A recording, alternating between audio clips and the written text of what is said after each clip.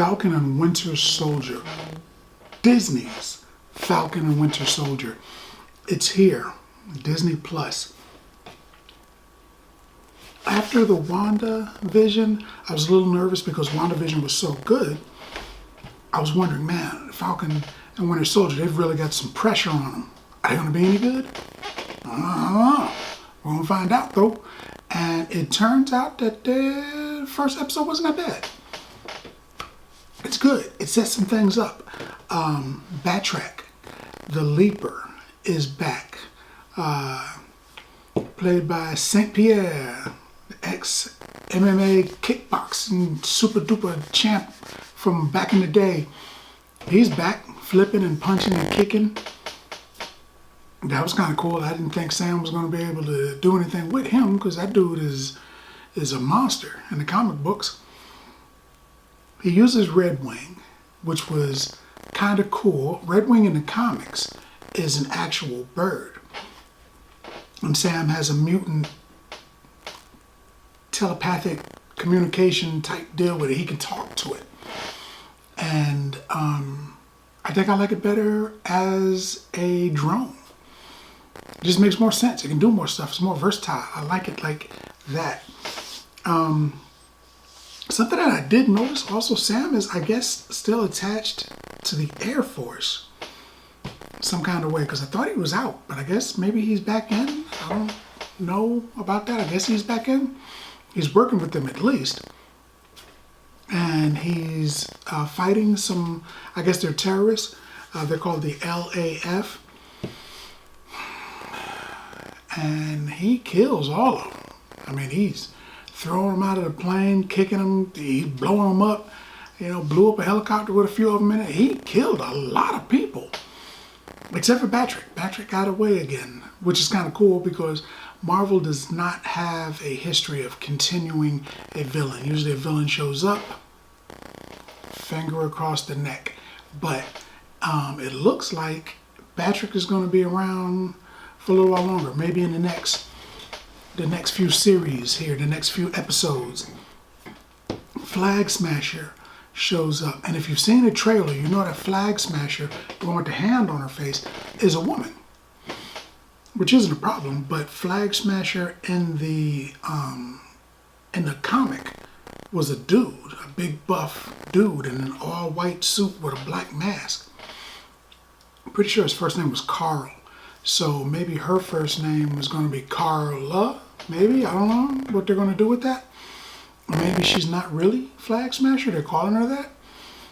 Flag Smasher in the comic book was a leader of a group called Ultimatum, where they wanted to destroy the lines that divided the different countries so that all the world could be one people. I said previously, if you get a villain and that villain is motivated by something and they believe that that is a good cause, you're going to get a good villain because they're not going to stop. They're going to be wholeheartedly invested in that thing. Flag Smasher was wholeheartedly invested in making the world one people by destroying all of the governments. So there's that.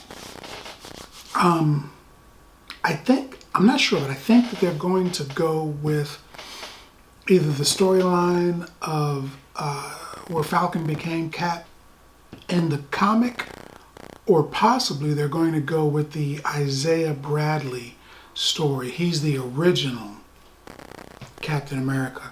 I can go into that in another video, but you know how they use test drugs in America. Back in those days, in the 40s, they would give it to an African-American subject first to test it and make sure it was good before they started giving it to the populace. And when they practiced with the drug that gave Captain America his power, before they gave it to him, they practiced it, they used it, they tested it on African-Americans who all died except for Isaiah Bradley. He lived. He was the test subject that lived. So they're like, got it. And he became the first Captain America. They could be doing that. Now one of his, I think it's his grandson, becomes a superhero patriot. And he's like an African-American version of Captain America, you know.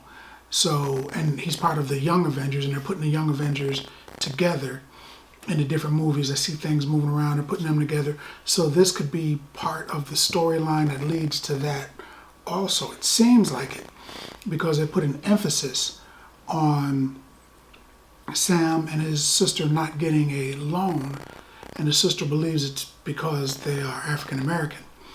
And then the government convinced Sam to relinquish the shield. They were going to put it in the Smithsonian, but they immediately took it, trained a dude, gave it to him, and now he's Captain America. He was either trained and already ready to go, or they just immediately rushed through it. But either way, they had plans for that shield, because on the inside of a few days, there was a dude holding it there, and he's like, yeah, I'm Captain America. Government approved by the president, apparently.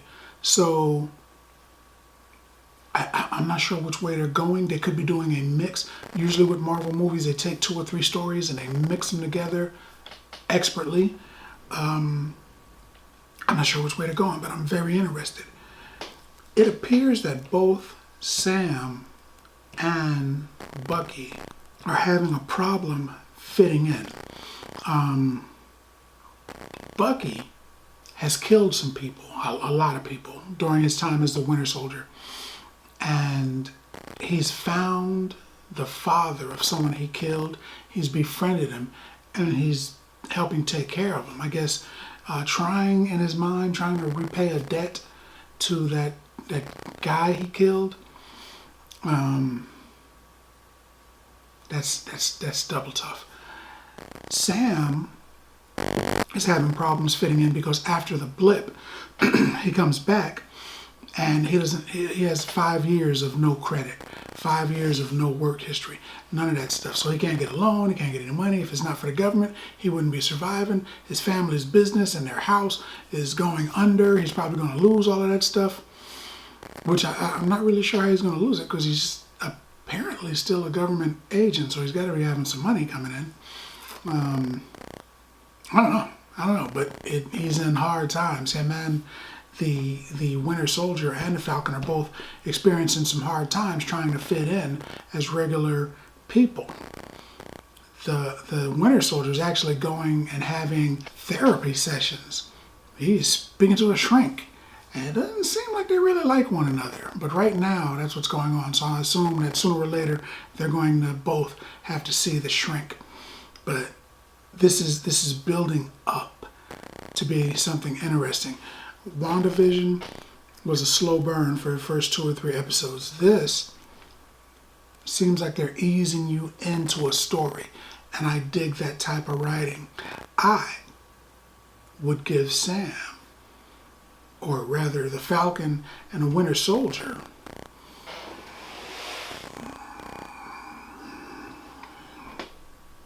7 bags of popcorn. First episode, first season, if they do more, I'm thinking 7 bags of popcorn. But what do you think? Let's talk about it in the comments. And as always, if you like the video, if you like the content, subscribe. And then like. Popcorn passport. Get your popcorn passport.